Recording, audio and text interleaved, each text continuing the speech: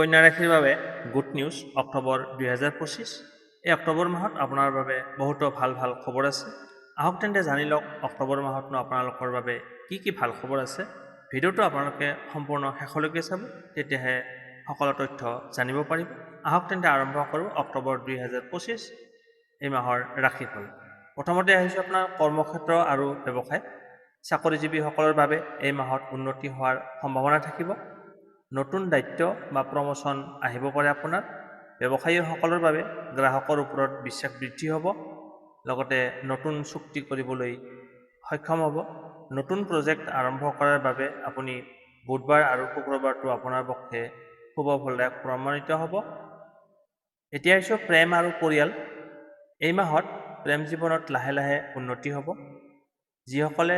যিসকল দম্পতীৰ মাজত অলপমান মনোমালিন্য আছিল, সেইবোৰ এই মাহতেই কমি যাব, ভাল হ'ব। মিলাপিচা মৰম স্নেহ বৃদ্ধি পাব। অবিবাহিতসকলৰ কন্যা ৰাশি যিসকল অবিবাহিত আছে, তেওঁলোকৰ সৈতে কাৰোবাৰ সৈতে নতুন পৰিচয় হ'ব পাৰে। পৰিয়ালত আনন্দৰ খবৰ আহিব পাৰে।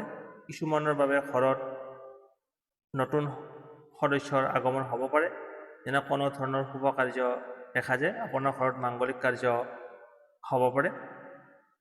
এতিয়া আহিছোঁ ধন আৰু আৰ্থিক অৱস্থা। মাহৰ প্ৰথম অৱস্থাত কিছু আপোনাৰ অপ্ৰয়োজনীয় খৰচ হ'ব পাৰে, কিন্তু দ্বিতীয় ভাগত আপোনাৰ টকা পইচাৰ অহা যোগ বৃদ্ধি আছে। আপোনাৰ যথেষ্ট পৰিমাণে টকা পইচা আহিব। আপুনি যদি ইনভেষ্ট কৰিব বিচাৰিছে, তেতিয়াহ'লে 11 অক্টোবৰ, 20 অক্টোবৰ আৰু 30 অক্টোবৰ এই তাৰিখ তিনিটা আপোনাৰ বাবে শুভ। ব্যৱসায়ত নতুন সুযোগ আহিব। লেনদেনত লাভৰ সম্ভাৱনা আছে। আপোনাৰ স্বাস্থ্যৰ ক্ষেত্ৰত ক'বলৈ গ'লে, স্বাস্থ্য আপোনাৰ মধ্যমীয়া থাকিব। বিশেষকৈ পেট আৰু চৰ্দি কাহ সম্পৰ্কীয় সমস্যাত আপুনি ভুগিব পাৰে। আপুনি নিয়মিত আহাৰ গ্ৰহণ কৰক আৰু সেউজীয়া শাক পাচলি খাওক। পৰ্যাপ্ত পৰিমাণে আপুনি পানী গ্ৰহণ কৰা দৰকাৰ। আপুনি যোগ, প্ৰাণায়াম আৰু হাঁহি ধেমালিৰে সময় কটালে আপোনাৰ মানসিক টেনশ্যন কমি যাব। শুভ মাহ হিচাপে আপোনাৰ মাহত শুভ দিশ হ'ল দক্ষিণ পূব, চাউথ ইষ্ট দিশত আপুনি কাম কৰিলে শুভ ফলদায়ক হ'ব। শুভ তাৰিখ হৈছে 3 তাৰিখ, 6 তাৰিখ, 11, 14, 20, 24, 28 আৰু 30। একেইটা তাৰিখ আপোনাৰ বাবে অতি উত্তম। শুভ বাৰ হৈছে সোমবাৰ, বুধবাৰ, শুক্ৰবাৰ। প্ৰতিকাৰ: প্ৰতিদিনে ৰাতিপুৱা আপুনি সূৰ্যক অৰ্ঘ্য দিয়ক, পানী দিয়ক। আপোনাৰ যি গৃহস্থত আছে তাত তুলসী গছ আছে, তুলসী গছত সন্ধিয়া সময়ত আপুনি চাকি জ্বলাওক আৰু সেউজীয়া এটুকুৰা কাপোৰ নাইবা ৰুমাল হিচাপে আপুনি ব্যৱহাৰ কৰক।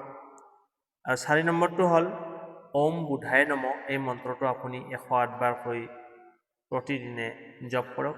আপোনাৰ যদি কিবা সমস্যা, নিগেটিভ সমস্যা থাকে, তাৰ পৰা আপুনি পৰিত্ৰাণ লাভ কৰিব। এয়া আছিল অক্টোবৰ মাহৰ ৰাশিফল কন্যা ৰাশিৰ বাবে 2025। আপোনালোকে ৰাশিফলখিনি শুনি কেনে পালে কমেণ্ট বক্সত জনাব। ভাল পালে লাইক, শ্বেয়াৰ আৰু চেনেলটো ছাবস্ক্ৰাইব কৰিবলৈ নাপাহৰিব। আজিলৈ বিদায় লৈছোঁ। আকৌ লগ পাম অন্য এটা নতুন ভিডিঅ'ত। ধন্যবাদ।